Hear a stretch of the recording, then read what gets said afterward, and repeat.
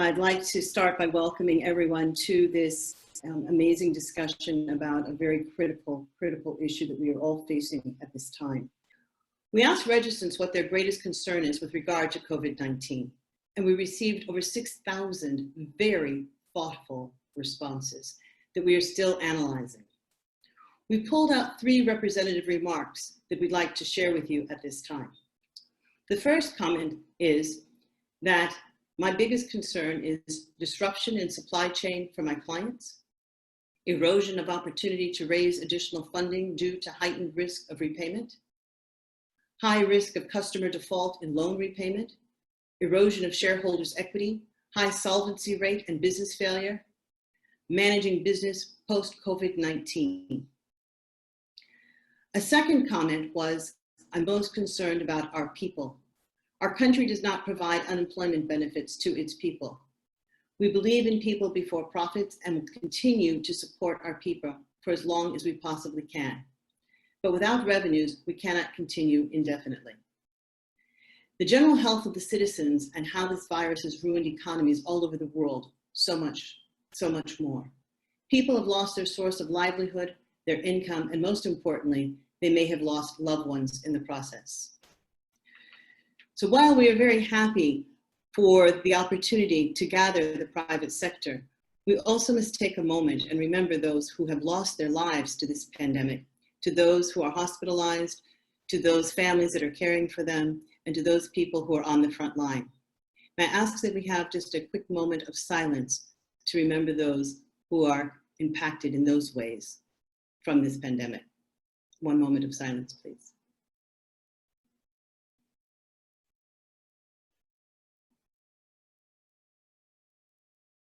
Thank you very much. Well, we couldn't be any more pleased with the panel that we've put together today, led by Professor Linda Hill.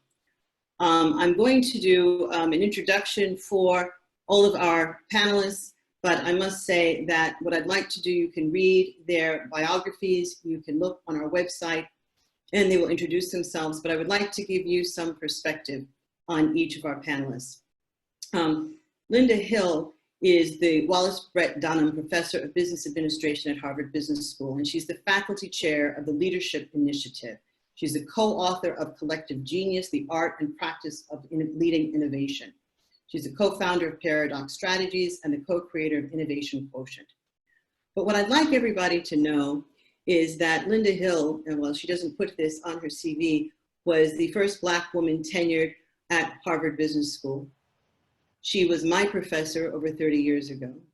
And I came to know her when I was living in South Africa in the late 1990s. And she traveled to South Africa extensively, doing a tremendous amount of research on leaders in South Africa, writing case studies and research reports on leaders in South Africa. And that is what helped me to understand how Linda would be able to talk today so knowledgeably about leadership in crisis for African business leaders and to lead this panel. We couldn't ask for a better expert in that regard.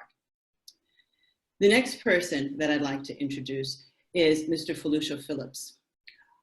Felucia Phillips is the chairman of Phillips Consulting, which is the largest indigenously owned consulting firm on the continent of Africa. And we were very careful to try to find speakers today who had a Pan-African perspective, who could speak to this pandemic across more than just one country, people who have an opportunity to tell us what is happening across sectors and across geographies. In addition to his role as the executive chairman of Phillips Consulting, Felucia Phillips is also the chairman of the Nigeria-South Africa Chamber of Commerce and has facilitated flows of business between Nigeria and South Africa for over 20 years. Kuseni Dlamini, he is the chair of Massmart. Massmart is a Johannesburg Stock Exchange listed company, the second largest distributor of consumer goods in Africa, the leading general retailer on the continent of general merchandise, liquor, and home improvement equipment and supplies. Massmart has 443 stores in 13 countries in sub-Saharan Africa.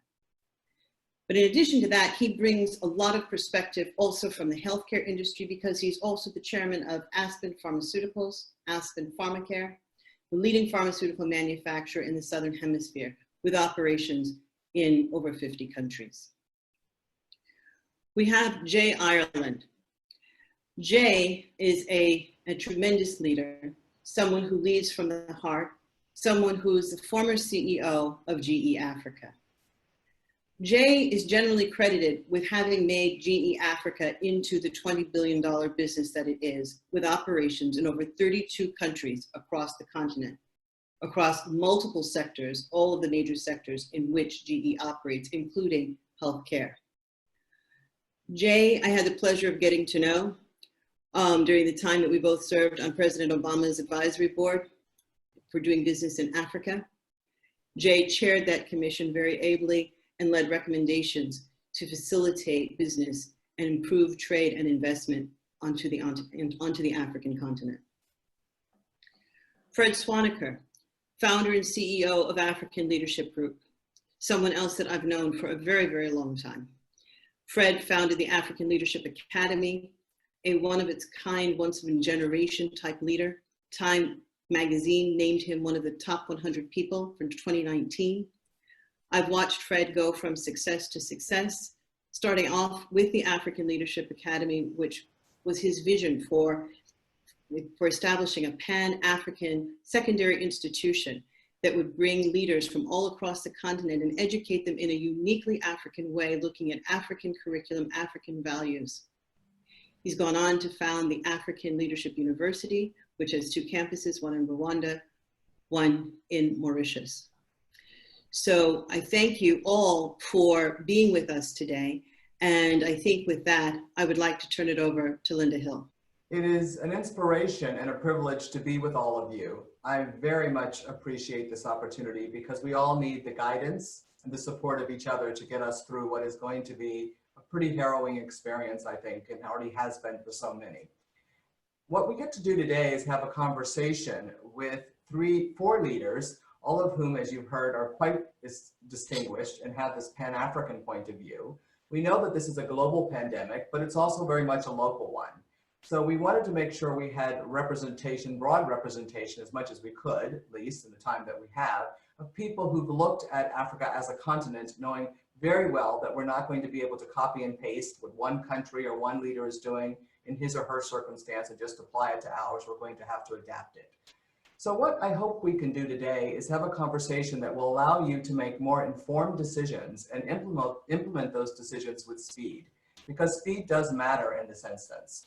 And we all have a role to play in saving the lives and livelihoods of those in our organizations, in our communities, and in our country. And it's a tall order, but we have the right panel here to help us with this task. When I spoke to the panel and I spoke to the Africa.com group about what were your concerns, we ended up with a very long list. And I want to tell you, they included, how do I lead my organization? How do I meet the needs of the people in my community, in my country? How do I make sure that I play a role in building the kind of coalitions we're going to have to build to tackle what is a systemic problem, whether they be tri-sector coalitions or Pan-African coalitions? How do I take care of myself so that I can be up to this task? And finally, and maybe it's a theme that cuts through all the other topics, how do I actually exercise courage, give voice to my values, and be what Fred refers to as a consequential leader?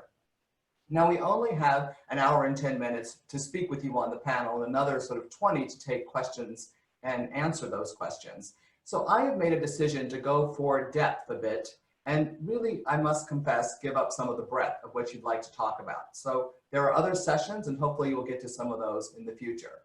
But this session is about, again, how do you use yourself as an instrument to get things done? Because no matter what your definition of leadership, that is what leadership is about. And again, the focus is not going to be so much on exploring what are the challenges. We're going to talk about the challenges, but we want to talk about those challenges in a way that we begin to think about how we address them. So we're going to have a very, if you will, hopeful stance about what each of us can do to make a difference. So in that regard, we've decided to have a very informal panel. I can tell you we have some very great storytellers on this panel, but I've asked them to be succinct so that we can sort of get through as much as we can, but tell your stories if you need to. And we have prepared some questions, but we're going to be flexible and move along as we need to, and we're going to use first names. So I think that we've already had introductions, but I said to the panelists I'd give them a moment to say whatever they might like to tell you about themselves to set the stage for what they're going to say to us as we move forward. So I don't know who'd like to get us started. On my screen, Fred, you're one of the first people, so maybe I'll ask you to take your minute to say something you might want to say about yourself so people will understand your point of view. Thank you, Linda. Yeah, my name is Fred Swaniker. I'm a Ghanaian, but I've lived and worked in about 10 different countries on the continent, so I really see myself as an African first and a Ghanaian second. So I'm very passionate about Africa, and I think a lot about what it's going to take to move this continent forward, and I think that leadership is the most important ingredient we need on this continent. So I've dedicated my life and to trying to develop 3 million leaders for Africa in the next 15 years. So that's really what I do and what I hope I can contribute today. Thank you. Jay? Yeah, thank you, Linda.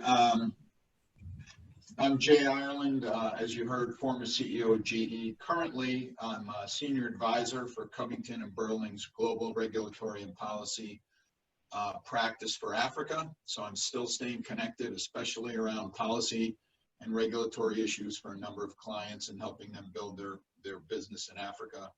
And then I'm also on the board, one of the key boards I'm on is the MasterCard Foundation, which is really focused on youth employment in Africa amongst a number of different ventures and initiatives, and now really focused on helping the continent address the COVID scourge and figuring out where we can really make the most impact. So I'm still connected. I live in New York now, but I was there for 8 years prior to last year, and enjoy still being tied into the continent. I hope to talk about leadership is absolutely critical in this time frame of any crisis, but especially this one is so broad-reaching across every sector that we know. Felucia, you're next to my screen. Yeah, sure. Thanks, everybody. And Teresa, well done on putting this together. I think you're a very, very brave lady. But having said that, my name is Felucia Phillips, and I am the chairman of Phillips Consulting. As Teresa said, it's a 28-year-old Nigerian consulting firm, and we would like to pride ourselves in being one of the largest in the country. What I've focused on for so many, many years has been on trying to see how Africa can build institutions. And so the bulk of the work we've done over the years has been how can we help all African organizations, big or small, in looking at the major things that help to create strong, solid institutions that will succeed themselves. And talking about succession, I'm right in the middle of stepping back in my own firm after 28 years of having a managing director, a whole brand new team of people taking over. And whilst I'm seen as a nuisance nowadays coming in and out of the firm, the fact remains that we are moving very rapidly in proving that by having a strong institution, you can create that continuity that's required. So my focus is on that, and obviously on leadership, on how we can get our leaders to appreciate the responsibility they have at this very point in time. At no point can I remember in my own professional career have we been challenged to try and get leaders to stand up and face courageously the kind of challenges that we're seeing cropping up, the likes of which you've never seen before, no model to follow, nowhere to go because everybody seems to be caught in the same trap. So let's see how this conversation goes. Okay, Nkosani, may we hear from you, please? Nkosani, are you there? Don't know if you're on mute. Huh. Nkosani, Teresa, if we might want to check on that. So maybe we'll move ahead. Hello. Oh, there you are. Okay. Yeah. Thank you so much, Linda. My name is Dlamini. I'm very passionate about Africa and the potential it has. Throughout my entire business career, I've been fortunate to work across different parts of the continent. I've worked in mining in Africa, I've worked in financial services, and I'm now involved in retail and pharmaceuticals as well. It's a great pleasure to connect with fellow Africans and friends and supporters of the African continent. And I believe that together we will fight and defeat this pandemic. Yes. So thank you. This is a very hopeful group, and they recognize the challenge. And what I'd like to do is have a couple of you at least, maybe all of you, talk about, you've led through crises before. You've already mentioned that. What have been one or two key lessons you learned from leading through other crises that you're using now to help you with COVID-19? And what's different about this crisis? So let me actually ask, maybe I'll start with you, Kusani, since I know where you are now, and tell us what did you learn in the past and what are you using from that experience, and what is actually not working or may need to be different as you move forward?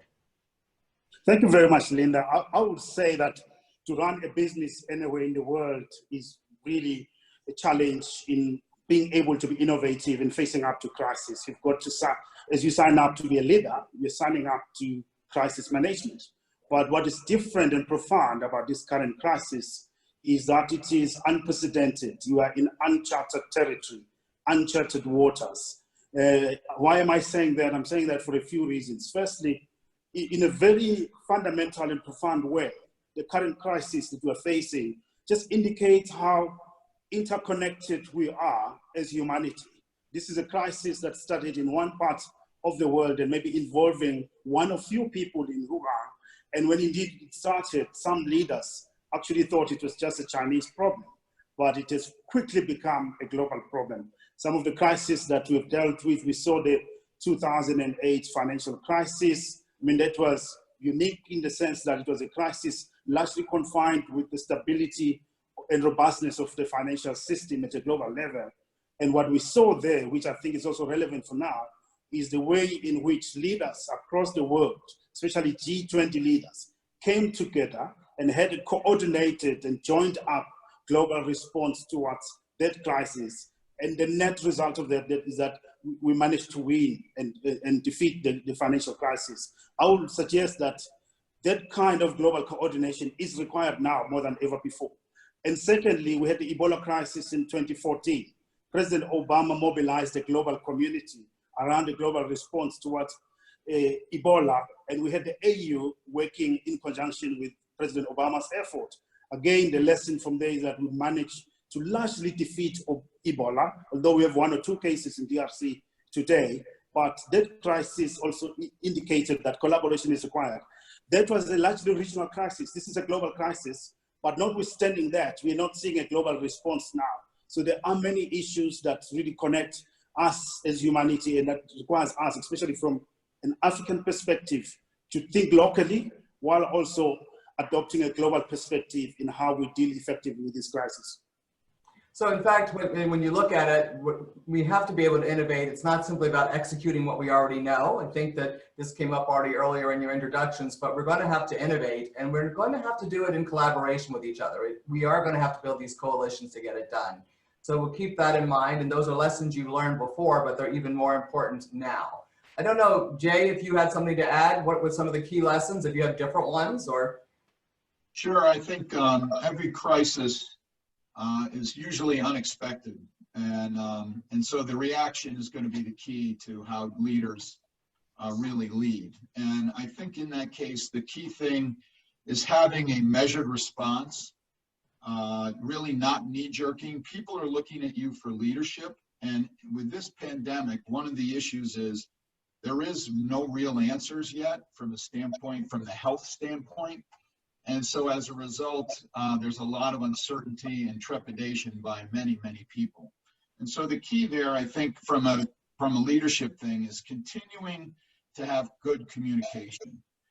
And the communication is absolutely key, and it should be inclusive. And when you speak, it should be about we, the team, not about I, the leader. And I think that's a key thing. And obviously bring in that team as much as possible in your communication. You want to be transparent. You want to be open to criticism and comments. So be humble. You don't have all the answers as a leader, and you need your team. And I think one of the biggest things in this crisis, with all of the lockdowns and stay-at-homes, et cetera, is the ability to be visible to your team. So you're going to have to figure out a way to do that that makes sense from a standpoint of making it personal, because you still want to have that interaction as much as possible and make people feel and have empathy for, and have empathy for what they're going through, but doing it through a obviously online or some other capability. And so the key thing to take away is to instill confidence in you and your team in how you're handling whatever the crisis is that you might be having. And so through that is, you know, developing a team. And I think the most important thing about a team is putting people on it that are the experts that can help you. Don't pay attention to your organization chart.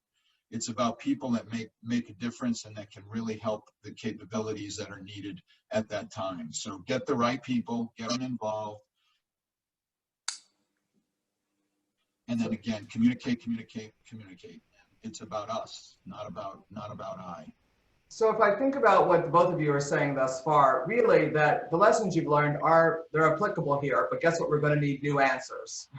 So we really need to be even more deliberate, even though we're moving with speed, about who we're consulting, because we need as much data and information as we have, or intelligence, but we don't have all of it. There's so much uncertainty here. We're going to have to act with the information and the data we have. We're going to have to learn quickly. And then we're going to have to probably iterate and pivot, and we're going to need to do that not alone, but together with others, because in fact, it takes not just one organization, but all of us to figure out how to coordinate and build those coalitions necessary. And then, as you said, and one thing that we have to talk about is this whole issue of leading when you're not there, leading virtually. And one of the things about in many countries, not just obviously what we see on the continent, not all of your workers actually have access to this technology. And thank goodness for the technology that we can be together. But for some of you, the reality of how you're going to reach and be present for people who don't have access to technologies when they are locked down, that is a reality that is just unbelievably hard and complicated to figure out how you're going to deal with. But that's some of the special challenge that some of you might face in some of your organizations. And one thing I just want to say right now, and there is so much variety in the organizations you're leading, but we did have a fair amount of conversation about those of you who are really trying to work with people in rural areas where in fact there are even maybe fewer resources sometimes than there are in the urban areas to get access to be able to work, to get access to know what's happening, and how do we help those people and those populations also be in an inclusive way taken into account as we move forward in our leading our organizations. So I think, I don't know if I can go to a next question unless the other two of you want to add something to this first one about the key lessons. I'll move on a bit, but Fred? Yeah, certainly. Maybe share a couple of lessons. So, you know, as an entrepreneur, you know, you get used to dealing with lots of crises. You know, you're always dealing with one crisis or another. It's a cash flow crisis today. It's a regulatory crisis tomorrow. I'll share a couple of lessons that I've learned in this time around. One of the things that I believe is that when you're in crisis, first and foremost, you have to recognize what's happening and acknowledge the challenge with honesty. So this is a time when you should not be like Donald Trump. You know, otherwise you lose trust and credibility. That's the first thing. It's really just being honest about what's going on and being authentic. The second thing is that your people need you to decide. And so this is not a time for waffling or being indecisive, because, you know, with crisis leadership, you make decisions very quickly, and that doesn't leave time always for consensus. But so you have to speed up your decision-making processes. Now, having fast decision-making process doesn't mean that you don't consult. So for example, one of the things we've done in the African leadership, you know, we normally take about 6 to 12 months to do our 5-year strategic plan. But when, you know, this coronavirus struck, we paused the organization and in 2 weeks, involving everyone in the organization in the process, to you know, re-strategize and come up with a new strategic plan for the next 5 years. Something that only takes us 8 months. We did it in 2 weeks. And then the third thing that I would say is it's very important to remain calm and not panic, because your teams will feed off your energy, and panic brains don't make good decisions. So this is a time where you are really required to step up and show, you know, the team, you know, that sense of calm, so that they can at least, you know, be guided through good decisions. What's interesting about this time, that we're in is that many of these crises that I've been through as an entrepreneur, I've had some role in creating. Maybe it was a bad decision I made, or money. I misjudged the customer demand for something, etc. But in this case, many of the conditions that we're in have just sort of been sprung on us. We're up, and we don't have much control over what's going on. So it's very easy to, fall into the victim mindset. And so at this time, it's very important that leaders begin to move out of that and really think about how can they actually, what are the things that they can control, and what are the things that, how do you become more proactive and move out of being just a victim? Because it's very easy to fall into that mindset right now.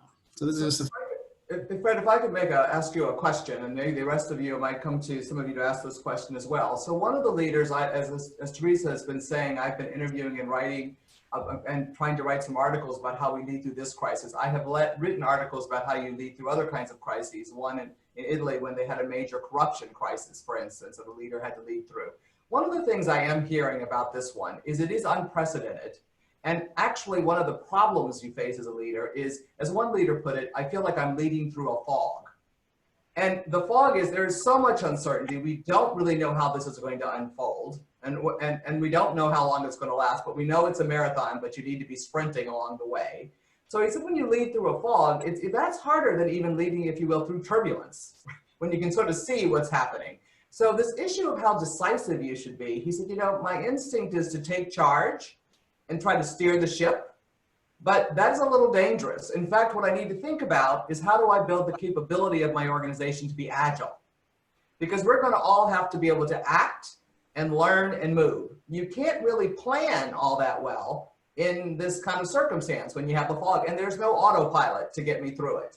So the particular challenges of the need to be inclusive and make sure you're hearing what you need to hear is very important in this particular crisis, is what I'm hearing from leaders. And I don't know if Jay or Felucia, if you have a comment about that. I think you said a little bit about that earlier, that this may require a somewhat different kind of leadership than other kinds of crises. It's not that decisive, that means you do need to move, you do need to make those decisions, but you also need to understand you actually don't have the answers.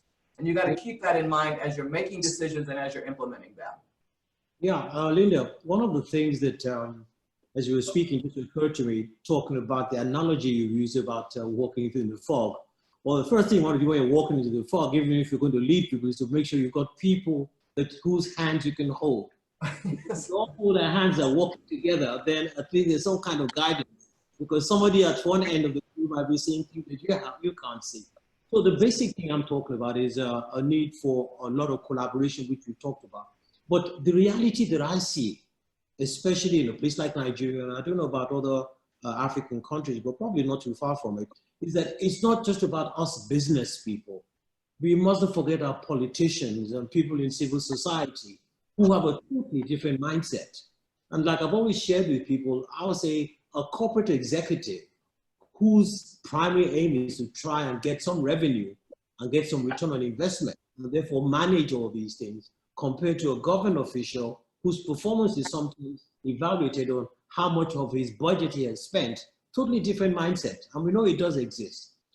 At the same time, we have this pandemic going on in a place like Nigeria and Africa, and the people that are driving the primary decisions are actually politicians working along with the people in the health business. Now, we've had this huge debate, certainly in my circle, about the sense of locking people down in a place like Lagos, who can't go out. They earn their bread, daily bread, going out literally every day, and yet they're stuck at home. And we're beginning to see elements of unrest, and people saying we just can't do that. And that's an example of sort of taking what is happening in the States or anywhere, lock, stock, and barrel, and not appreciating what's actually going on here in this country. So my point is that, for one, you've got to really have this collaborative discussion, and not just in the corporate boardroom, but across different boardrooms with different people. And we're not doing that. We're not having enough people sitting down. There's always one major group missing in this conversation. Then as far as an individual is concerned, I always say, whenever you are faced with risk, you need courage, because if you're not going any risky environment, you don't need to be. And so the first thing for a leader is you really got to be courageous. But the thing about that also, and I talked about this with you yesterday, Linda, about the fact that you need, I'll use followers, you need courageous followers or courageous followership. You need people who are around you who are courageous enough to tell you the truth, courageous enough to tell you when you're doing wrong, and hope that you have an organization that allows that to happen. Otherwise, you'll find out at this point in time, when it is the time you really need support, you've never designed a system that draws on this support because maybe you've been doing everything on your own. So you've got to begin to change that narrative if it doesn't exist, whereby it's a case of don't carry the burden on your own. Now, Linda, to you. People. Yeah, go on, Jay. Oh, Yeah. sorry. Yes. I think one of your fog analogy is apropos, and I think it's very indicative of this crisis. And when you think about leading, your aspect, the question you raised about decisiveness is and what Fred talked about is you have to be decisive, but you have to be flexible and agile, and you got to use your team, et cetera, all that stuff. But the key thing is make a decision. It may be for the day, it may be for a couple of days, but then you've got to revisit it. And if you make a mistake, it's a mistake. Move on, get it fixed, figure out what the next thing is. Because what we're seeing as this is played out globally, and one of the aspects with it coming into the African continent somewhat later than many other places is we've seen some of the mistakes have been made and the right things to be done. But to Felucia's point, you want to be local and make sure you make the right decisions. But I agree that we need a breadth of communication across the private sector, across politicians, across society members, et cetera. But you have to do it where you can still get inputs, but act quickly. And then Yes, and so for sure, as I mentioned to you, and I know, as I said, we need to go, but for sure we started by looking at the organization, but it's a false one because you cannot do this alone. It does require that you figure out how you're going to help in a proactive way, get those various communities to work together. The one thing that I do want to just ask you all very specifically before we leave this, and I think this is why we have so many people on this call, and one thing is, how do you actually get the data you need to make the best decisions you can make? So it really does need to be the case that we have these working hypotheses about, we have some fundamentals that we know always really is important when you're trying to be a leader, whether it's a crisis or not, but they become even more important now. So if in fact people aren't used to telling you, speaking truth to power in your organization, you have a more complicated situation than those leaders in the group out there who actually people are used to telling you what they really think. So I think that we want to acknowledge that. The other piece though is you do want to figure out how do you get the data to know how to act. And could I know, if you could talk a little bit about that for us, Kusani, how do you actually, we know it's imperfect, we know we got to work through the fog, we're trying to cut through it and get some clarity. Where are you going to know what you need to know to make the most informed decisions you can at the moment, knowing good and well it's going to be new information, it's evolving, and you're going to have to look again, and you're going to have those missteps. Where are you going to get the data you need? Yeah, thank you very much, Linda. I think one of the things that we have done deliberately from our organization is to try and unlearn the past in terms of leadership styles, in terms of the hierarchies that are there in the organization. We immediately set up a COVID-19 crisis team that meets on a daily basis. And that team is not based on hierarchy.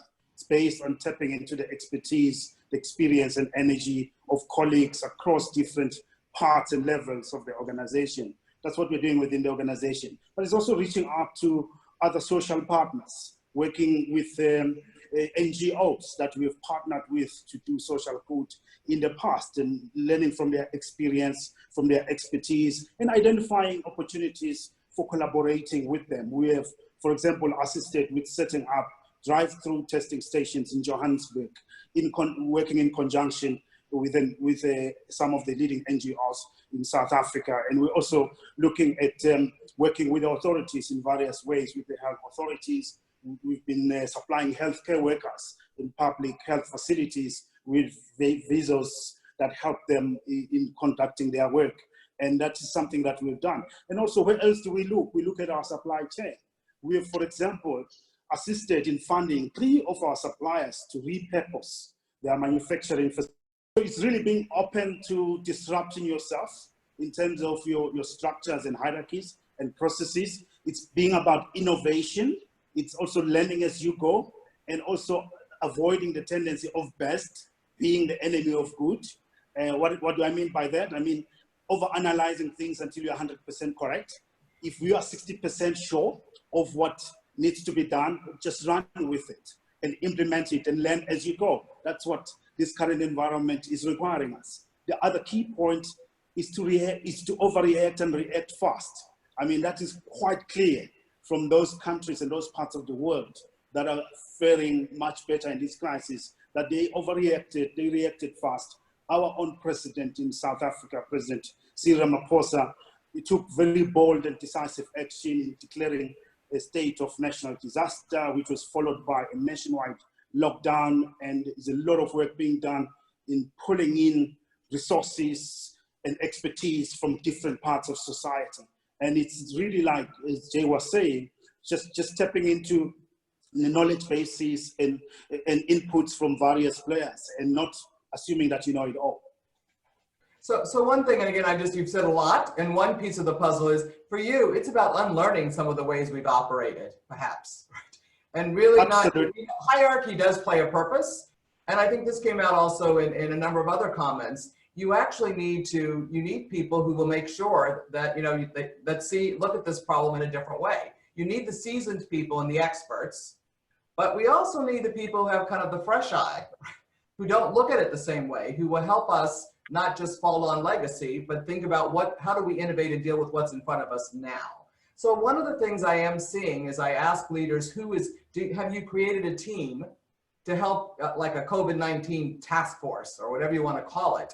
And I find that many leaders have, and others haven't. They've relied on the senior team. It seems that having a dedicated team to really work on this and have the umbrella to think about what needs to be thought of is important. And what I see is, you obviously want to have the expertise you need, but I also see, very much in line with what you're saying, as one leader said, bringing in sort of nascent leaders, people who are emergent leaders who are going to have a fresh look and are not going to say, well, that's not the way it's done, right?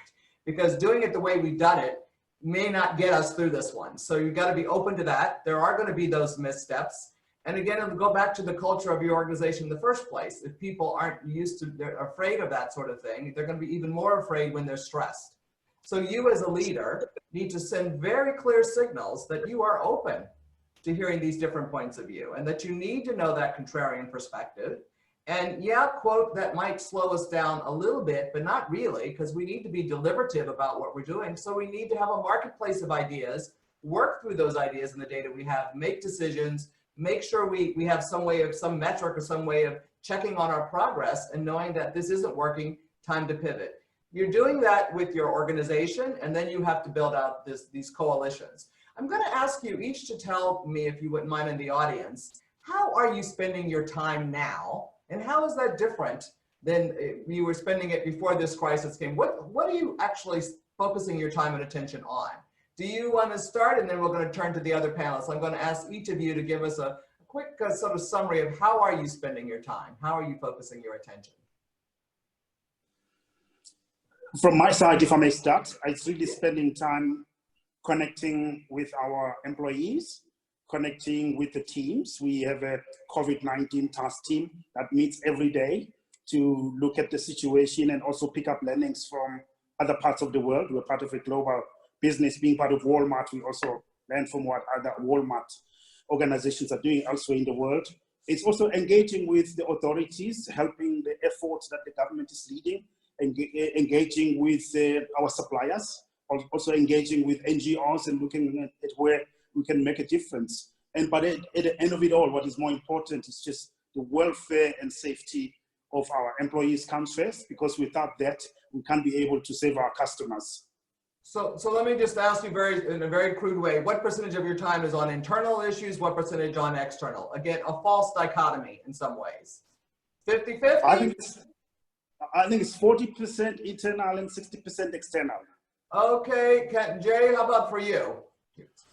Yeah, I spend, I don't have a bit, I'm more on my own at this point in time, but I spend time pretty much every day with the Covington crowd, mostly wrapped around what we can do from a COVID response for the clients. We're doing a lot right now with the AU and the UN around what can happen from data collection, et cetera, policy on the African continent. Spend time on the boards that I'm on, communicating, as Kusani said, with as many people as you can. I do not, as a board member, try to get involved too much because, again, CEOs are there running those organizations, and it's their bailiwick to really work that.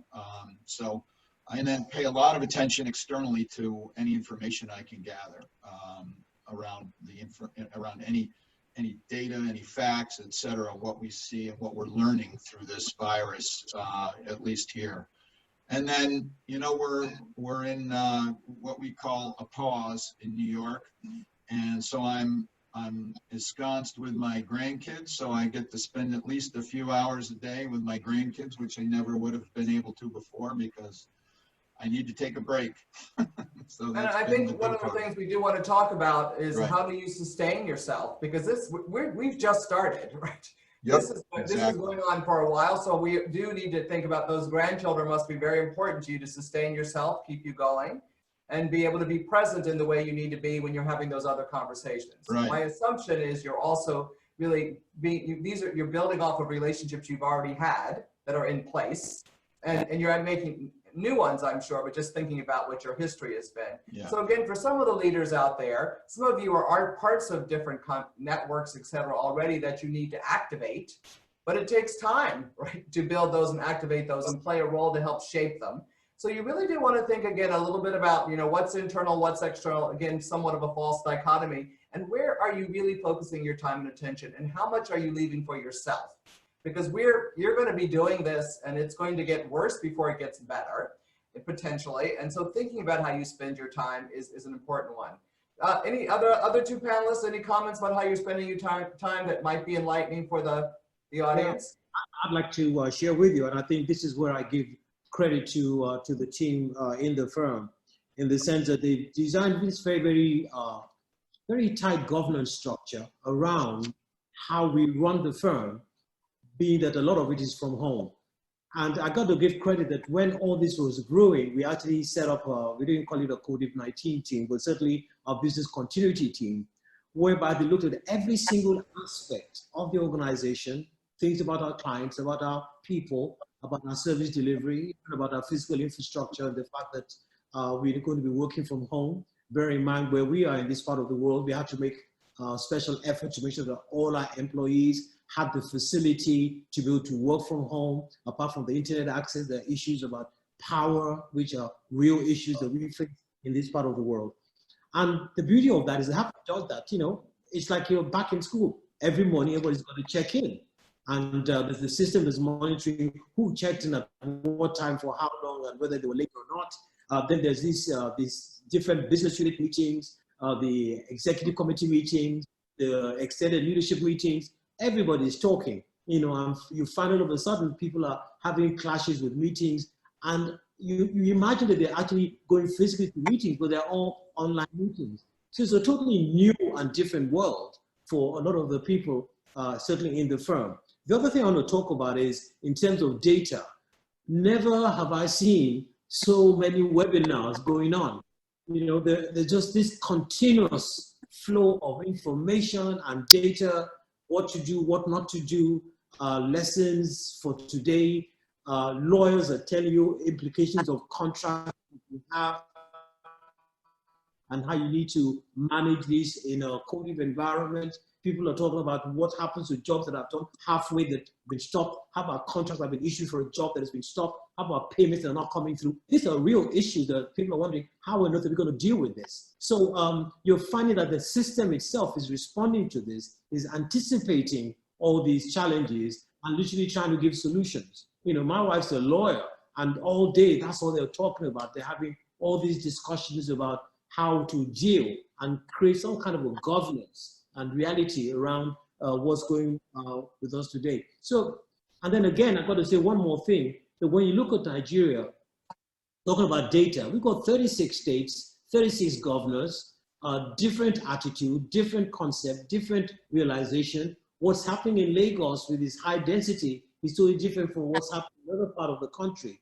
And the response is different, the attitude is different, and we're still fighting the same battle. We're still fighting this pandemic, and we really don't know how long or where it's going to hit us. And so the data and the ability to communicate and keep an eye on everything, it's a big one. It's a big one. I think that one of the things that you're all telling us is how, and the question is, how do you prioritize? Because you have to figure out how do I use myself, my energies, what am I supposed to be focused on? Now we see it's an overwhelming set of challenges you have to face. And what ones do we think that the person who is, if you will, the leader, the top of the organization really needs to be focused on to set the stage for the rest of the organization to be able to move? And you're all in different roles, and we can understand why you're spending the time the way you do. But I think that that's one of the questions everyone in the audience needs to ask him or herself. How am I spending my time with whom on what? And am I doing it properly? And am I setting the stage for other people to have to be able to get on with it? And one of the challenges in this particular situation, I think, is minute by minute, people can be making decisions that are actually life-threatening decisions, particularly for those of you in healthcare, and you are not going to be there. So thinking about what do I focus on? How do I set that stage? How do I help people understand how they prioritize as we move through this crisis is something that I, as a leader, need to be able to help guide my people on, because they're going to be acting and you're not going to be able to be there. So I am finding, and this is not, you don't have to do it this way, I am finding that not having some dedicated group who's focused on this, on COVID, who has some sort of umbrella, you know, that they're looking at the whole in a systemic way, and you as the executive team or whatever, they're reporting to you, or some of you may be on that team, but it's proving to be a little bit much, I would say, for leaders not to have something like that, a group like that to turn to. And being very clear about who should be on that group is something that we're hearing. And I'm just trying to make somewhat more tactical what many of you have been saying. What I'd like to do, just because we don't have as much time to talk about everything we want to, I'd like to go back to this issue of communication, because so many of you, all four of you, have mentioned the importance of it. And one of the things that, that if you could give some insight, how do you tell the truth here in a way that still gives hope and is compassionate? So some insight about that would be greatly appreciated. And then I want to go back to, in saying this, something that was implicit in some comments is that, you know, it sounds like all four of you believe you cannot over-prepare for this. You cannot, you cannot over-prepare. You actually need to kind of prepare for the worst case scenario. I think I'm beginning on any number of dimensions. It sounds like you're all preparing for the worst case scenario, although we're all going to do what we can do, if you will, to flatten the curve, to try to avoid that worst case scenario. But if I'm hearing this correctly. So if that's not correct, I'd like an answer about that. But when I talk about how you talk about the truth, as well as create hope, I'm assuming that you're all working on and have a scenario in your head that might be, quote, worst case, and we don't quite know what that means. So Fred, I'll let you start because you didn't get into the last piece. So I think one of the things that it's critical to do as a leader at this stage, one thing is to try and be as honest as possible about what you know, or what you think you know, and what you don't know. You know, and this really boils down to being humble and going back to basics in many ways, and acknowledging that you don't have all the answers. So. But there are some trends that and some things that are like you say, there does seem to be consensus, and also what I would call some no regrets moves, so that you can make. For example, it's very clear that there is going to be an economic downturn, right? When you look at all the unemployment numbers are going up across the world, and this is obviously a big cost to the so. In that scenario, and no regrets to ensure that you have as much cash as possible in the bank. And are you, so are you preparing yourself for winter? And as you say, planning for difficult circumstances, and with the hope that if things get that you had planned, you're going to turn well. So I think it's important to take that time to also to acknowledge what you don't know, and to do different scenario planning so that you can have an option A and option B and option C, and to remain agile as you learn more so that you can adapt your plans. And to be really honest with your team about the facts that you need to gather, and to engage the team in helping you to gather. Because I think one of the things that we've done is we trying to re-strategize. We brought the entire organization, all 100 people in our company, to do research and for everyone to go out and learn, so that we could crowdsource the insights from the whole organization, and so that it's not just me as the leader trying to get all the information that we need to. Because when we don't have much time and we have to make decisions, we have to multiply our brains and leverage our team's collective intelligence to help us get the insights that we need to make decisions. So these are some of the things that we're doing. Yes. Who would like to go next? Just someone. I see. I'd like to come next. I think one of the things that you need to do is really to set the right tone from the top. And that tone has to be ethically strong and very sound and robust. And then secondly, create a feedback loop to allow customers, to allow employees to be able to tell you the bad news, because you can't know it all. And you need that real-time feedback so that you can learn as you go and refine and improve and sharpen our responses. And then the third point is really evidence-based, scientifically grounded responses. We are dealing with an issue here that requires science, and let's defer to the scientists when we need to, and we need to make sure that we proactively draw their insights and make sure that our responses are not just driven by whatever we think is right, and yet we're not experts in that field. Tap into those scientists. And also lastly, just use our expert partners. We have a mosaic of partners and advisors in the normal course of business. This is the time to reach out in terms of what effective and great leadership looks like in a time of crisis like this, because this is the time when you have to learn and lead at the same time. Yes. Yes, and there is quite a connection. There always has been between leadership and learning, to be perfectly honest. So the most effective, the great leaders are lifelong learners. And these crucible experiences, on the one hand, reveal our character, but also we step up and develop more character. Now, one thing we know about African leaders, and I've only spent time seriously in about 6 or 7 African countries, so I don't have the experience of all of you. But I have worked on different projects that have involved African leaders from the whole continent. But what I'd like to say is that you have learned about being resilient. You have learned about working with very limited resources. And those are all reserves that you have to help you get through what we're going to all be going through. And we know that those kinds of experiences build character. Now, when people are trying to figure out, as I think has been implied or it's stated explicitly by some of you, they need to know that they can trust you.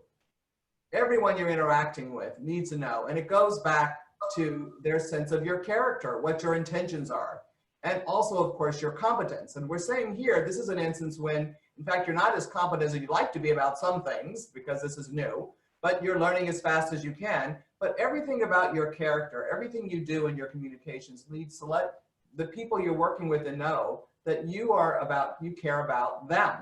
And when I spoke to all 4 of you, you reminded me of something I wrote about years ago, that with leadership comes rights and privileges, but also what is more important to keep in mind is you have duties and obligations.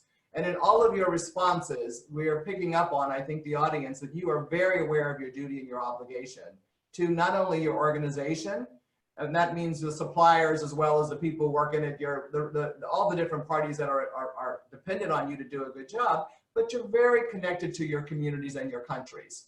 So I want to make sure we spend some more time on that piece of the puzzle as we think about communication or anything else as well. It's come up already, but I just want to make sure that I send you a signal that you feel free to talk about the special challenges. And I think, Felucia, you've done some of that with us, and your whole effort has been about building institutions to prepare us for this kind of opportunity and challenge, as they say. And in fact, to be real, we all know that these pandemics are possibilities. I mean, I do a lot of work in public health. I became a business professor because I'm interested in economic development. So I have always paid a fair amount of attention to public health and vaccines, for instance. So we have known, and for sure there's another conversation we'll have later about what are the lessons learned that tell us what we need to do to change our institutions and our organizations, prepare for the next pandemic, because we are so interdependent.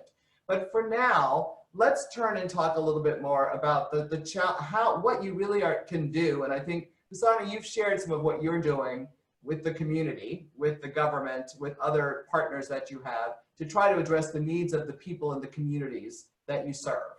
You've done some of that. I don't know if you want to say more about it, but I'd like to make sure we hear from the others about that topic. What are you doing with regard to your own communities? And again, Kusani, I don't mean for you to be repetitive, but if there's something else you'd like to add about that, and we'd like to hear it now, if you wouldn't mind. I think taking it further and looking at it from an African perspective, I would like to mention maybe 3 things. Like we have just said, Linda, we knew this crisis was always going to happen.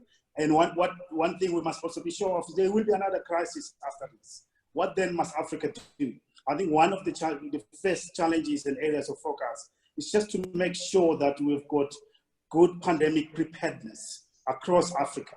Because these pandemics are just so big and so complex for one country fighting them alone to successfully defeat them. There's not even one country in Africa, and dare I say in the world, that can hope to win against this pandemic fighting alone. So there is a need for joined up action across Africa and across sectors within Africa, business, government, civil society, and labor, working together to really have pandemic preparedness plans that are robust and effective, because we will win against this pandemic, but the next one will come. The second point, which relates to our healthcare systems, is really building and maintaining the resilience and capacity of Africa's healthcare systems and infrastructure. One of the challenges that we face is that if this crisis is not stopped, and if the spread of the infection is not contained in Africa, all our healthcare systems across Africa will be overwhelmed. They will not be able to cope. We don't have the right number of beds in our hospitals. We don't have the right number of hospitals to start with. We don't have the right number of ventilators and respirators, the masks that will be required, the personal protective equipment. So focusing on really building and maintaining the resilience and capacity of Africa's healthcare systems is one of the areas of focus going forward. And thirdly, in South Africa, we have set, through the leadership of President Ramaphosa, we've set up a solidarity fund.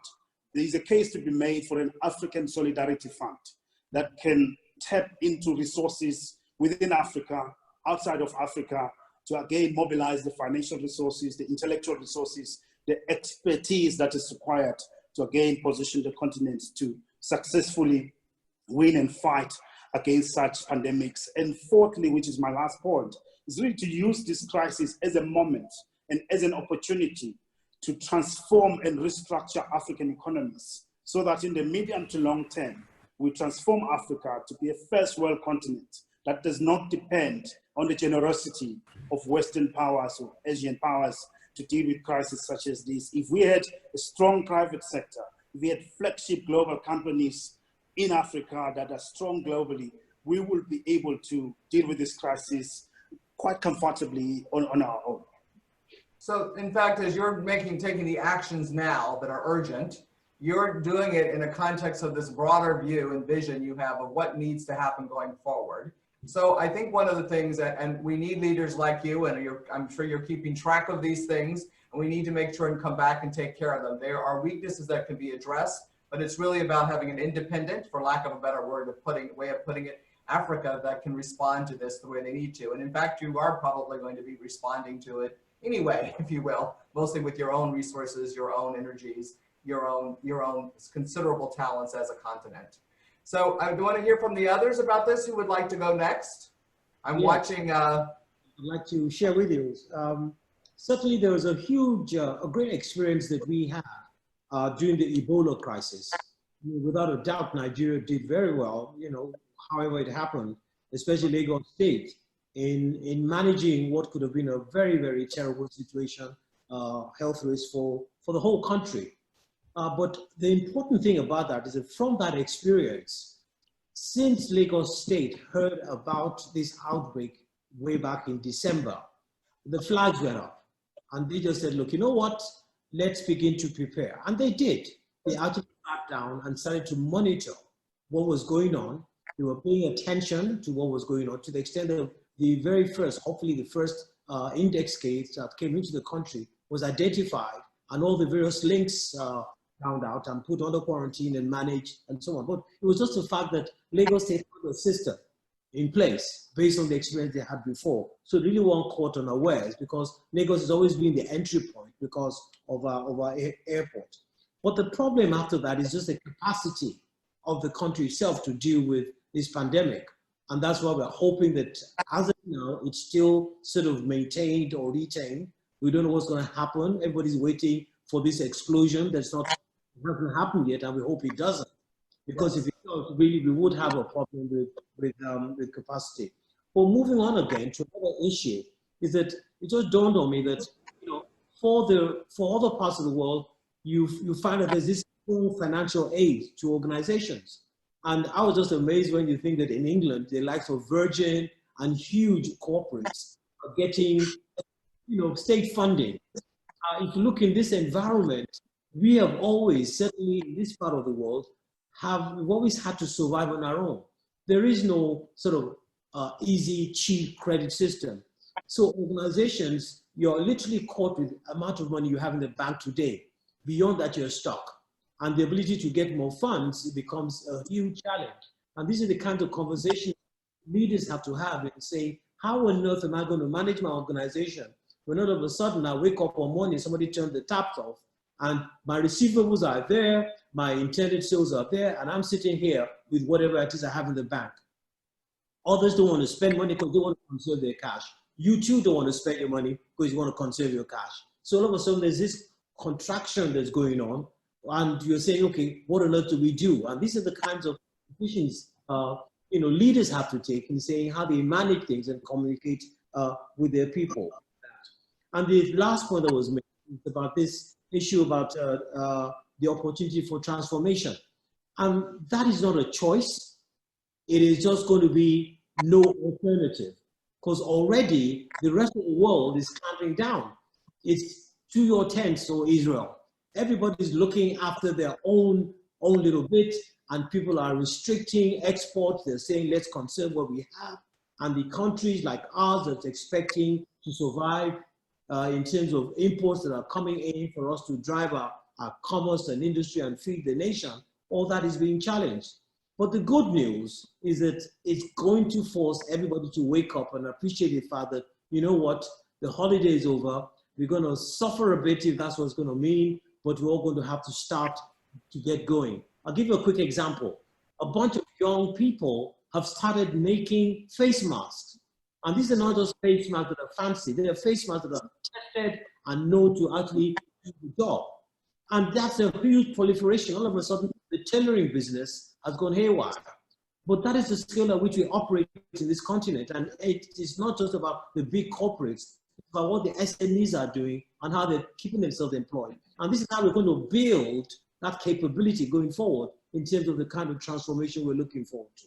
Yeah. So as I said, the talent, the resilience, the limited resources, these are circumstances in which you live through all the time. These are different times, unprecedented, but those are resources you have to build on. But not to, again, so when you're giving, but just to tie it back to the message you're giving your people, because we talked about how do you communicate both that hope and the truth as you work through what's going on here. And for sure, one of the concerns that we heard from the audience is, how do I deal with the economic issues that we're going to be facing? And we've heard, think about cash flow. Your budgets, your business plan is probably might be out the window a bit, but you still need, what do you need to be monitoring? Now that's going to be the topic of the next discussion, the next session. So we haven't spent a lot of time on it, but we know it's there. So if I could, I'm now going to change gears on you a little bit. So what are the key trade-offs that you are facing now and you anticipate facing as you go through this crisis? Because we need to be honest to ourselves about what those trade-offs are going to be. We may not have the answers. I'm not asking you to give us those, but what are the key trade-offs you would tell leaders to keep in mind, and maybe they're all too aware of them, that they're going to have to be making. And again, going back to prioritizing and how they're spending their time and energy, but what do you anticipate? Jay, given that you're talking to lots of companies who are asking for a consultation on these matters, what would you say? Yeah, I think, you know, one of the key things in any crisis as a leader is two key ones. One is paying attention to your organization, not overloading them with things that they don't need to do, get them structured around what they can impact, have your task forces, et cetera, but don't overload these people as much as possible. The other key thing is to continue a dual focus. One is the immediate needs that are happening at all times. We talked a lot about that, but but otherwise, it's almost like being on a hamster wheel, where you're continuing to basically try to solve all the problems of this hour or today and not paying attention to the long term. So you have to be able to basically go in and out from that standpoint of thinking about the long term as well as the very short term issues that are happening. So to that point, no one knows how things are going to come out of this. What is the way to come back into the new normal, so to speak, which has been overused in the last few weeks. But fundamentally, what is going to happen with your business? How do you plan for it? Where do you put the efforts? How do you bring employees back if they've been not working? How do you change your product lines? How do you handle your customer relations, your supplier relations from a standpoint of getting paid or paying people? But having a group focused on that as well, because you have, specifically in this crisis, as we talked about the fog, you're deeper things going just to get to tomorrow. And you want to get away from that. It's similar to, I was in the financial business back in financial services during the crisis there. Will the market open, et cetera, et cetera. So you got to focus on today, but on the long term. So I think that balance is key. And making sure that you're sticking to your principles of your company or your foundation or whatever it might be, that you're not into areas that you feel that you can help quickly, but you may not have any you want to help, but you don't have any expertise. And I think it's a key thing from the standpoint of leading an organization and making sure, again, that you're not only handling the turbulence, as you put it, but also directing your way through the fog. Yeah, and so getting that I don't know if it's a balance right, or understanding how right. To do that is an important piece of the puzzle, because you do need to maintain the current business and deal with future. Let me ask, I'm looking at the time, and I want to ask you all another question, if I could, and I apologize for changing the questions that I'm asking, but I'm trying to respond to what you're saying. How are you coping with the fact that people are, and maybe it hasn't happened as much there yet, and hopefully it won't happen as much. But, you know, Teresa reminded us, and we took a moment out to think about the people who have died or are dying, who are very sick, in their families. Can you share with us a bit about how you're coping with what I wrote once about the burdens of leadership? And I mean, it's a privilege and it's a burden, but you do carry the emotions. And you do, as you said, of the negativity of this situation. People, you have to. That's a part of being a leader. How are you coping with that? And I must confess, I'm being a little selfish.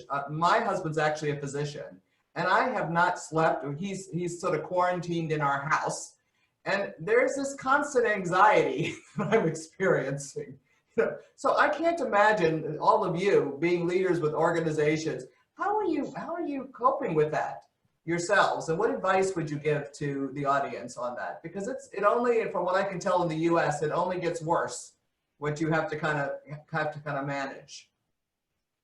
It's actually a serious and real issue. One way in which one feels it is the nature of the conversations we're having. Before we start any conversation with any colleague, it's no longer, hi, how are you? It's like, how's your family? How are you keeping? Are you safe? Are you well? That's the start of the conversation before you even talk about business, because that is serious and that is very, very real. And also, like now, most people, when they exchange emails, it's no longer like best regards, kind regards. It's like stay safe and well. It just shows the point you're making, that this is really being felt in a real and deeper way, and it's there, it's a reality that we have to be part of.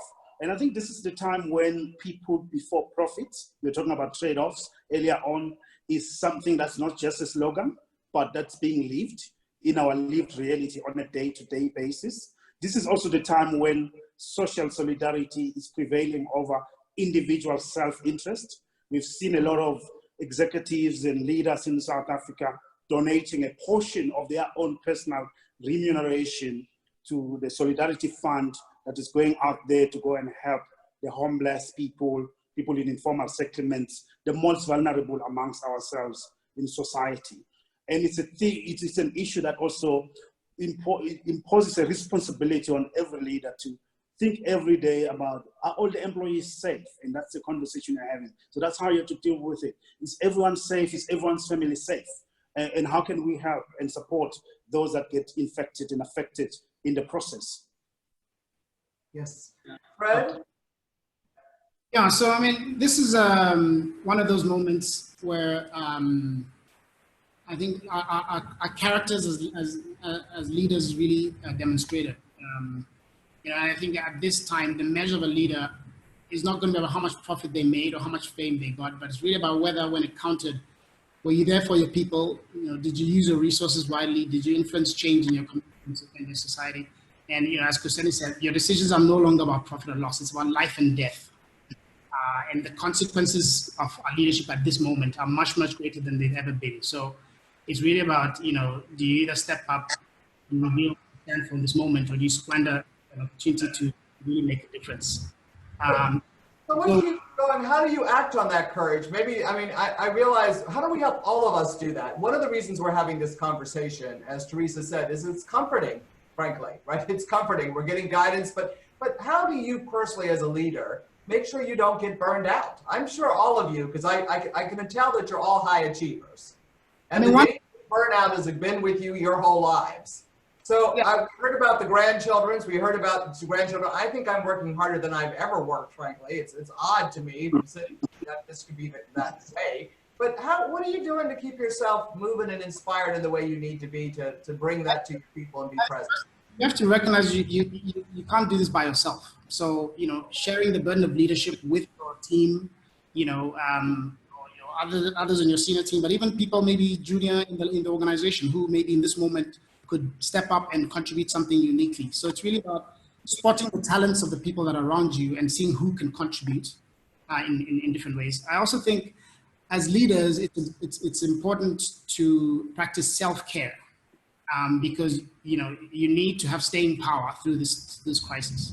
So taking the time, you know, to step away from the pressure cooker every now and then, whether it's to sleep or to exercise or to relax or spend time with family and loved ones, things that can allow you to relax a bit, because some critical decisions that need to be made require you to be in a state of mind that is not in a panic zone. And so having that, you know, so it might seem counterintuitive, taking the time to take care of yourself, that might actually be some of the most important contributions that you could make in this moment, because the consequences of your decisions are so grave that if you're making bad decisions at this moment because you haven't been taking care of yourself, the impact could be much worse. Yeah, I was talking with one leader who has, you know, a colleague who's like his sounding board. And apparently they have very different styles, temperaments, etc., but they always touch base. And he was talking about how they had to learn how to really have those same kinds of conversations virtually. That they're not allowed, and in fact, this may be something that just a practical piece of advice, is it turns out in some companies what we're seeing, and maybe in all of yours, there's actually they've put in place a plan, going back to governance, of people who can never be in the same room together, or in any way. This is in a business that's essential, so they still are going, if you will, to work. And they have a plan. They went through all the talent and said, we can never have these two people in the same room together. We can't afford for both of them to be sick if we look at what the critical roles are. So we see that kind of planning happening because, in fact, you know, people are getting sick and people can get sick. So having said that, what you described is there was a person who I always had this casual conversation with, if you know, at the end of the day or whatever, but we can't do that anymore. But they've decided they have to actually recreate it, you know, over Zoom or whatever capability they're doing, because it actually they need it even more now than they needed before. Plus, they need to be sounding boards for each other because, again, you don't want to be just talking to your friends. You want to get different perspectives on whatever it is you're looking at. And that's been very important, both as a source of comfort, but also just as a check. Someone, you know, he deeply trusts and who deeply knows him, and so that they can actually have very honest conversations where they're vulnerable with each other about what's going on. So I don't know, you don't all have to reveal whether you do that or not, but I am finding that keeping yourself going and getting through this so that you do have the presence and you can tell the truth as well as provide that comfort, compassion, and hope does require taking care of yourself. So figuring out how you're going to do that, I think, is an important leadership responsibility you have, because we're counting on you to be able to take us through however long it's going to take us to get through this fog. I'm looking at the time, and I need to turn to Teresa to see if, Teresa, where are we? And what are you expecting? I want to make sure we follow. We've been collecting questions, I believe. Do we want to turn to those as you're getting ready for that? As I ask the panelists, is there something else any of you want to say right now? I know I haven't. I hope we've all been able to hear and get some wisdom from everyone here. There's lots more we could learn from them.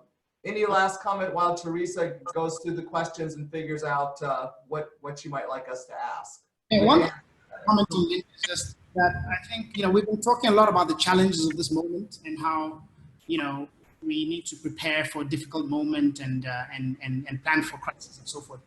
I think, though, that it would be remiss to also not talk about the opportunities that this moment brings.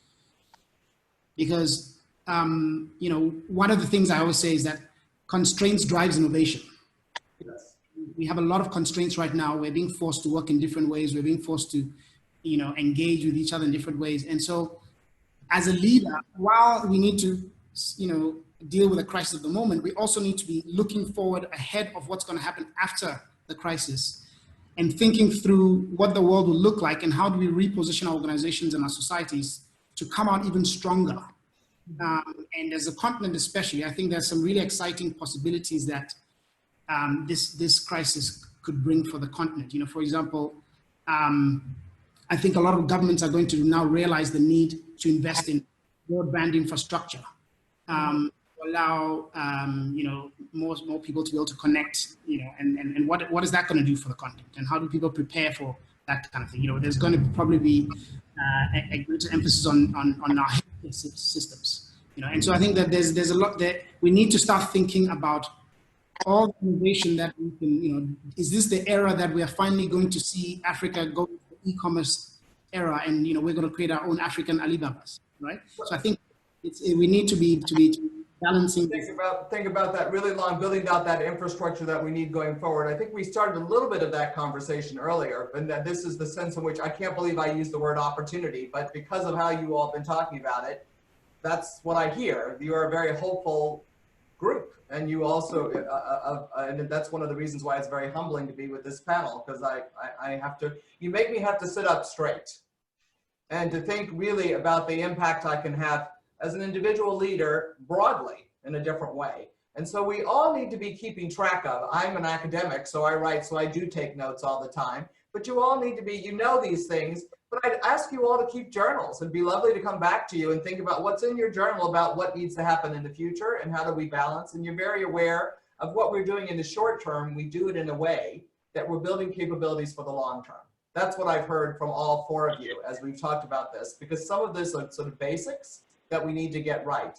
So I wanted to turn to Teresa to see what the questions we have. Thank you very much, Linda. And thank you, Felucia, Kuseni, Jay, Fred. You know, this call has been a little bit disjointed, which we apologize for. We've had to put this together very quickly. And for those of you who are on at the very beginning, we had Dr. Yao. We were meant to go into Q&A right now, but if you don't mind, Dr. Yao, who is leading the effort for the World Health Organization. He is the chief of the emergency response for the continent of Africa on the front line of the very pandemic that brings us all together here. If you don't mind, we're going to have about a 10 to 15 minute briefing with Dr. Yao, and then we'll wrap up with questions. But I think it's important that we hear from him. Okay, thank you very much for this opportunity and very interesting discussion. I managed to connect later on. One of the critical points is mainly preparedness and how we deal with this pandemic is unprecedented event compared in my almost 20 years experience, and it's really a challenge for many countries where support cannot be centered in a single country, but all the countries, including those helping, are also affected. The next slide is showing the overall situation now. In fact, our region covers Sub-Saharan plus Algeria, but I compile also information for the other countries that are in the East Mediterranean office. So we have roughly about 16,000 cases right now, with more than in terms of death, cumulative death, more than 900 deaths right now. And this brings it to, if we combine all the countries, close to 5% of people dying from this disease. And so far, we have 52 countries in the all African countries that have been reporting cases. If you look at this graph on your right, so you can see that we have roughly an average between 400 and 500 cases per day, and some of the compilation take 24 hours to reach us, but this is the overall average. Next slide. The next slide is showing actually in Africa the 6 main hotspots that we have. It's Algeria, where the lethality is quite high, 15%. We have Cote d'Ivoire in West Africa, Ghana, Cameroon, and Niger and South Africa. The 6 countries account for 50% of all the cases in the African continent, and about 72% of the deaths. This is rather in the 47 countries that we are covering.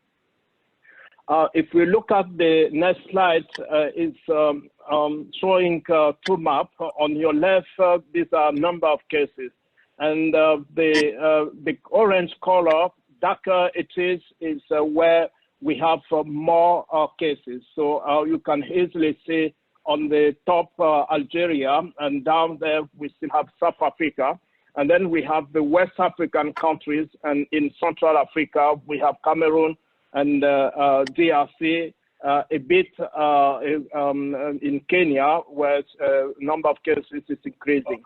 On your right, in brown, the darker the color is the highest case fatality rate in terms of mortality. So it's where we had more casualty among the number of cases.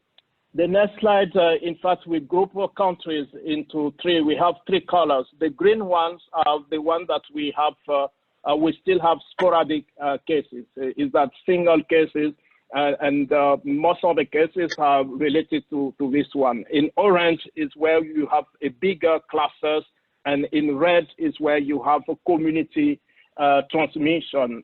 This is the case in Algeria and also in South Africa. In the other region, we have also Egypt, Morocco, and Tunisia. And this actually shows us that there still is a possibility for containment. We have 14 countries that are between 20 and 100, and we have 15 countries that have less than 20. So in these countries, if we strengthen the response, and if we manage where in any single cases we can reach a containment, is still possible, but we need some to scale up, and probably the confinement decision ongoing is probably helping, but it needs to be strengthened. I will come back to it later on. The next slide is showing measures undertaken by countries. On your left is the border closures, and 35 countries in the sub-Saharan African countries have set up a measure that is not allowing passengers coming in the country, and among them, 20 of them, 22 are allowing cargo and humanitarian. This is very important for support to countries. 9 of them are implementing refusal of entry of passengers, and 3 proposing 14 days quarantine upon arrival. On your right, the map is showing confinement. So measures have been taken. Green, nothing major yet. This is as of 6th of April. So the situation has evolved the last days. But when we were doing this compilation, 23 countries were implementing the lockdown. To 12 of them, the national lockdown. And in addition, some 8 countries were adding also curfew. So this is a total lockdown. And as we are talking about leadership and business, this can really affect the environment, business environment. The next slide is about confinement as a public health measure for COVID. These measures have there is challenges to implement them in Africa. We have proud households. We have also lack of access in many places to water and soap in regard to this preventive measure that we advise to wash your hands, but with what? If I don't have water and soap. Many people also have a daily survival trend, and without having access to the business, it's very difficult for them. And access to basic services, including health, is a challenge. And in some settings, we have also insecurity that increased with also the confinement. And we have also rumors and fake news that is difficult to fight compared to maybe many years ago where the social media was not widespread. However, we have some assets in Africa. The population is still young, even if it needs to be balanced with some of the prevailing disease like HIV/AIDS, TB, and so on. But time being, most of the deaths are above 60 when we look at the statistics. Social network can also be leveraged, mainly community leaders can be leveraged. Now, on your right is also what we need to look at when we talk about confinement. It should be evidence-based, and it's good that some of the countries limit it into around the hotspot. It's critical.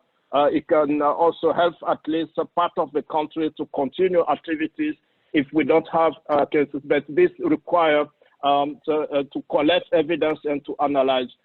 You need to have a clear objective. The overall is to flatten the curve, but you can only flatten the curve if during the confinement you have a measure to detect cases, to confirm and isolate, at the same time increase your capacity so that at least the demand remain below the availability of services. Critical public health interventions like community-based surveillance, active case search is happening in South Africa, but in many countries it needs to be done robustly.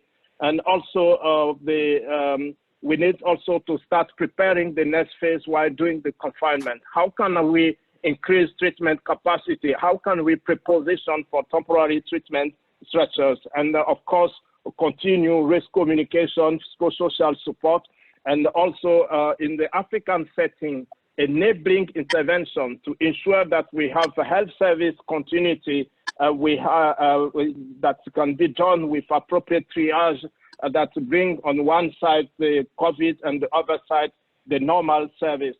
Supportive humanitarian intervention, including water, sanitation, and other items and food distribution is critical if we want to have a real impact of this confinement. The last slide The last slide, as we are with many partners, is to give you an idea of where private sector can contribute. On your left, the left column, you have the response areas, coordination that needs operation centers that need IT technologies. It's also where you coordinate the enabling intervention like food distribution for vulnerable people or water and sanitation interventions. So you can give an idea of areas where private sector can step in. On surveillance also, the needs of different equipment, including IT equipment. When you have a huge number of contacts, it's difficult to do it manually. So it's where we introduce the technology for electronic contact tracing, and in all of this, private sector can step in. Infection prevention and control, hand washing, gloves, masks, all these items is also important to protect health workers and also to reduce transmission, case management, risk communication, lab. So for each of the response areas, there is a few suggestions in which private sector can step. So I will stop here and I will remain online if there is a few questions. So situation is, with the African situation, the number of cases is increasing, but maybe thanks to the containment measures, we have a kind of stabilization between 400 and 500 cases per day. But we still have a chance for confinement if we combine all the different, I'd say chance for containment if we combine all the different interventions. Thank you very much. Thank you very much, Dr. Yao. We appreciate you taking the time. I'll ask you one question, then I'm going to turn it back over to Linda, and we have a couple of questions on the business side, but just staying for a moment with the public health side of this. One of the direct questions that came up among the panelists as we were preparing for this webinar was, how do you make a decision as to whether you social distance for people who work, for example, in markets? You very clearly put out what some of the challenges are for Africa. But when people have to make a decision, for example, in the informal sector, we'll be having a session on that in 2 weeks, but in the informal sector where people might have to decide between eating, they go out to earn money day to day. How do you think about that from a public health perspective, that it's possible that the decisions being made around social distancing might cause harm in and of themselves? Thank you very much. In the African setting, we need to analyze these situations case by case, and it's why around the coordination mechanism, you should have a cell that analyze and customize this intervention. But if we take the marketplace, for example, what I can advise is to ensure that we have a hand washing mechanism or system put in place in this market. And because it's a crowded environment, to make available masks that will at least help people to prevent those who are sick to contaminate others. So in this crowd environment that is the market, if masks can be made available. So this should involve also the response coordination. If they find this solution, this situation, and it's difficult sometimes to stop this business, is to then to take the appropriate measure.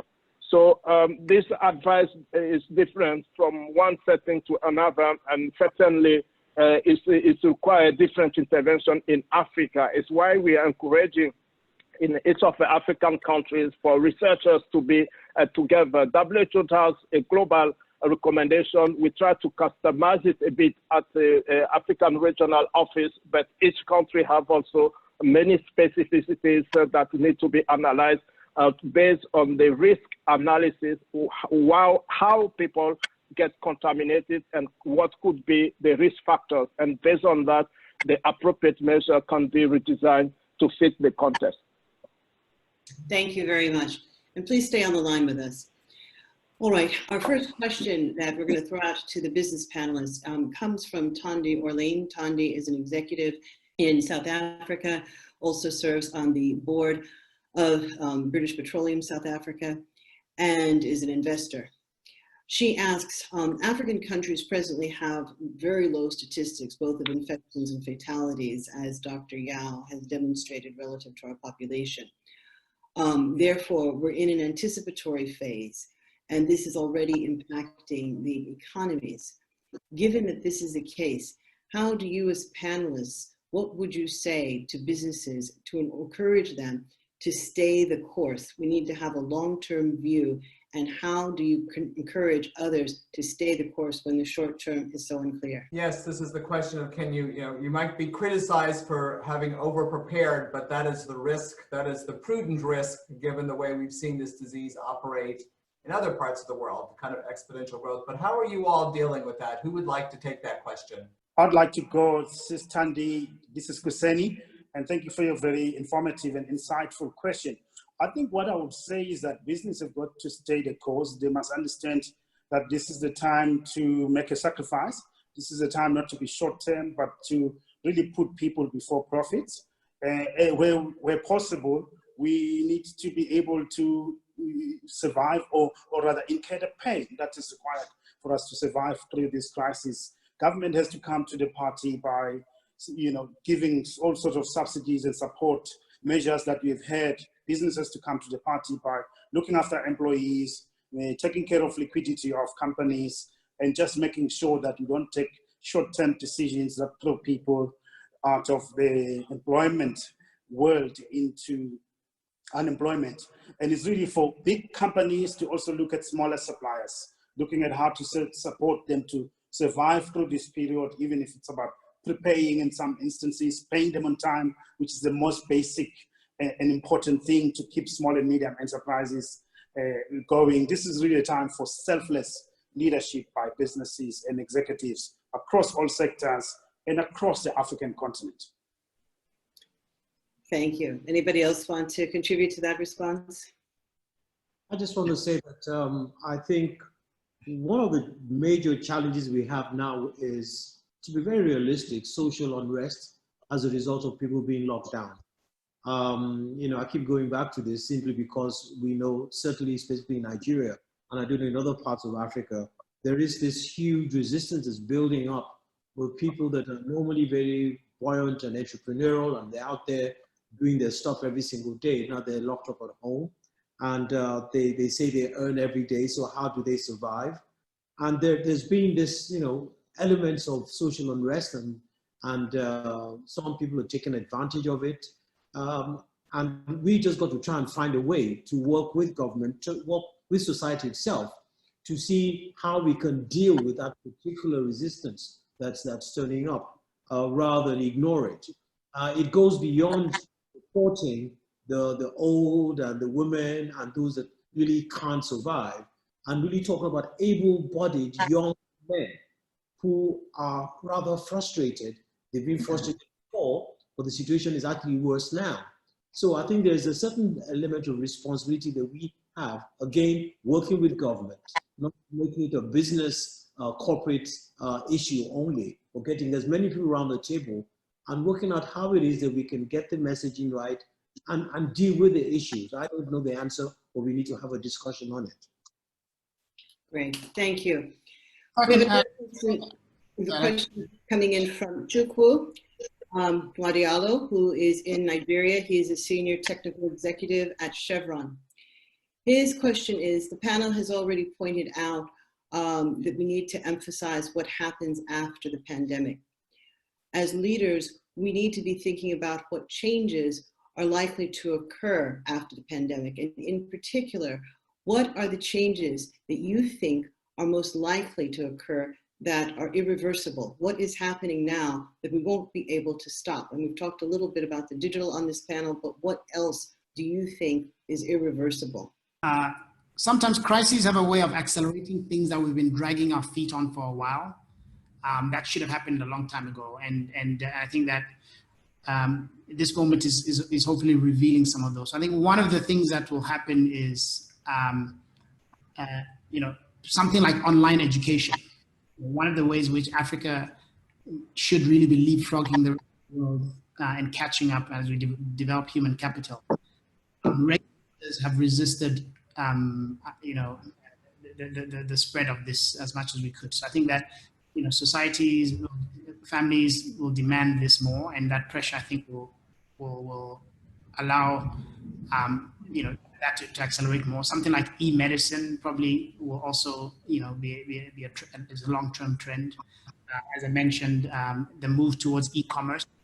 I think that there are certain opportunities that, one of the things that I think could be an exciting opportunity for Africa is that this could become it could be a better environment for small businesses to thrive.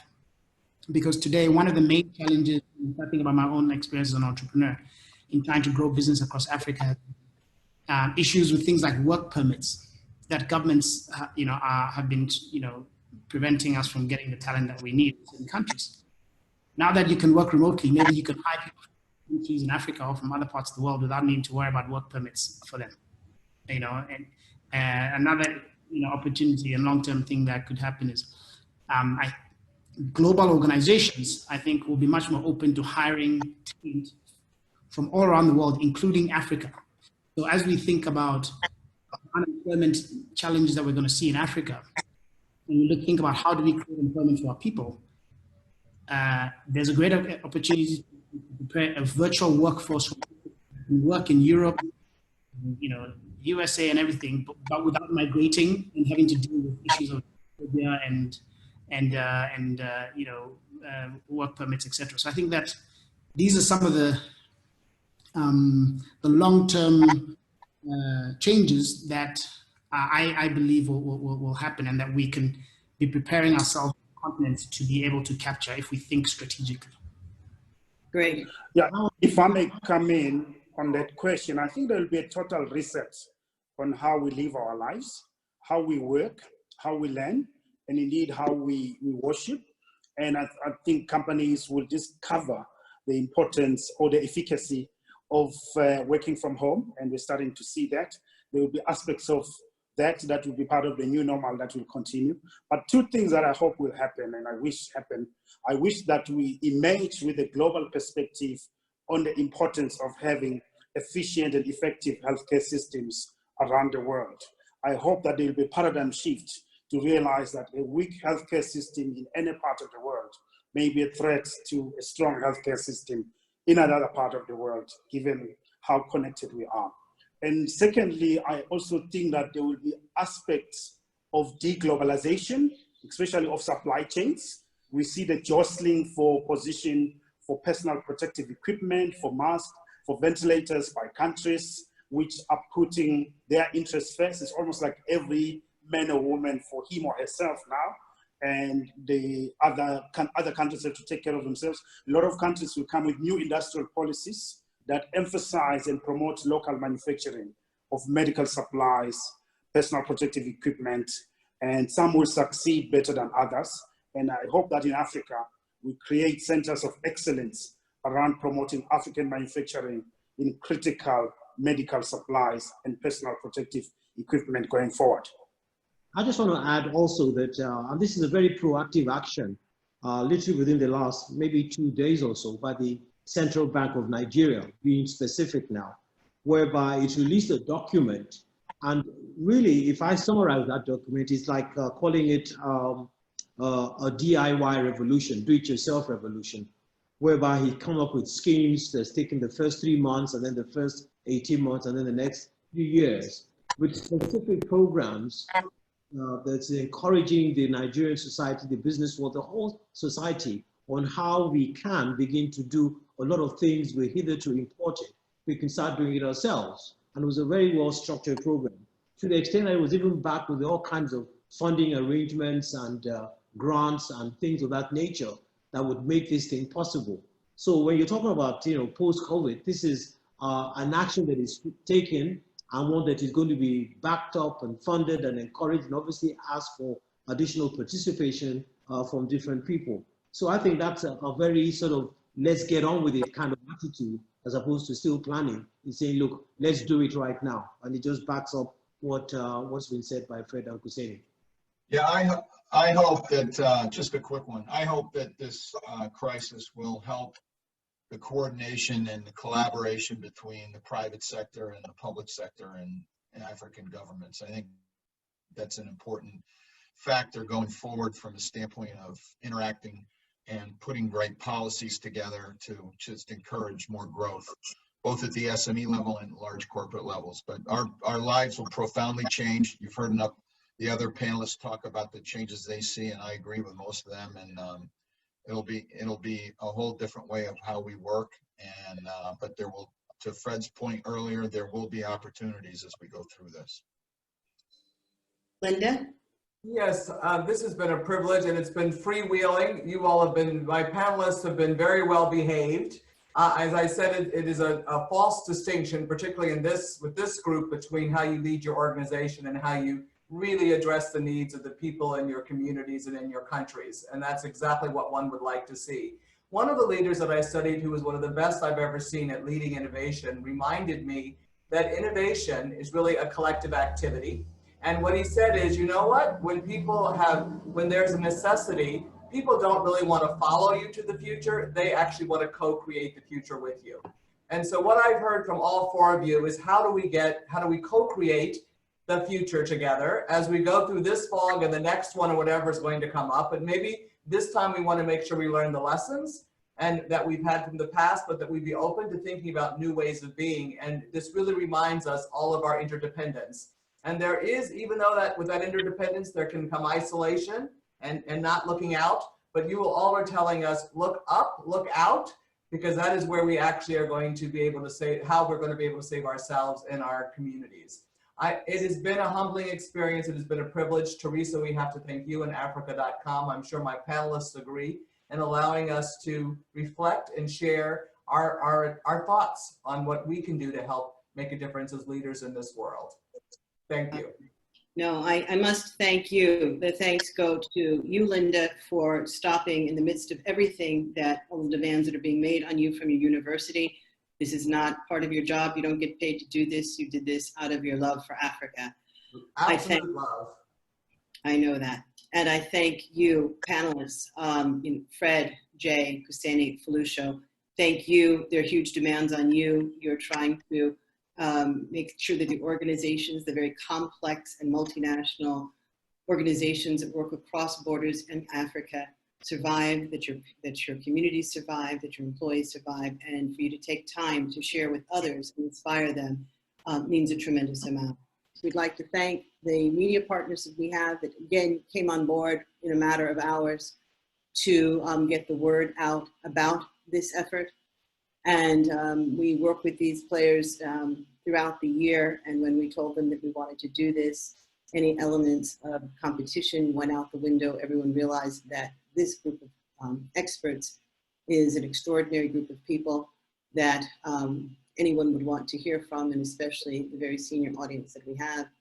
So I'd like to specifically thank the Mail and Guardian, Ventures Africa, Africa Investor, iAfrica, Capital in Ethiopia, African Leadership Magazine, the African Press Organization Group, She Leads Africa.